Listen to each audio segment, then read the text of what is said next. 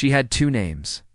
One whispered in fluorescent classrooms and grocery store checkout lines, the one printed on her ID, called out by relatives, typed on every resume. Then, there was the name she chose.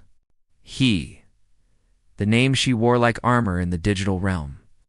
A voice pitched low through software filters. Profile picture pulled from a stock model's forgotten folder cropped just enough to blur the truth. He was bold. He was everything she wished to be seen as. He made women laugh, made them feel heard, made them fall in love. And somewhere in that digital daydream she started to fall too. But not for the girls. Not really.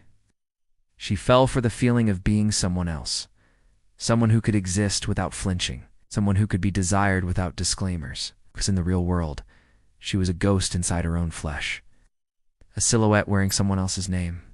Behind locked doors, she built him. Each message, a spell. Each flirtation, a thread sewn tighter into the mask. She had templates, scripts, saved voice notes she practiced like monologues. She studied men not for attraction, but for adaptation, their cadence, their slang, the way they claim space. Online, she was charming, quick-witted, mysterious. In real life, she was shadows and hoodies. Eye contact avoided, permanent visitor in her own reflection. But behind the screen, someone saw her, or at least, the version of her she wished she could be. And that was a drug. Her digital lover was poetry and fire. They talked for hours, deep dives into dreams, childhood scars, favorite lullabies. She started to forget she was pretending, till the message came. I'm in your city. I want to see you. She panicked. Spiral clicked through excuses. Power outage. It's a cousin. Dead phone. But fate doesn't wait for permission. They showed up at her favorite cafe.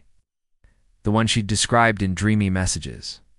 And across the room, she saw a trecognition. That look, that tilt of the head. It's a moment when fiction crashes into flesh. She ran, not dramatically, not like in movies. She just stood, turned, and walked. Fast, silent, terrified. But you can't outrun a self you've built too well. They started asking questions. Why did your voice sound different today? Why do you never video call? Why do your stories have holes? At home, a sibling picked up her phone by accident. A message popped up. Good night, my king. And just like that, the walls began to splinter. She stared at herself in the mirror that night, half expecting to see him looking back. The choice clawed at her ribs. Tell the truth and risk losing everything, or bury the lie, ... and lose herself. She drafted messages, dozens, each one starting with, I have to tell you something. Because how do you explain you've lived an entire love story inside a lie just to feel real for once? In the end, she chose silence. But the silence spoke back.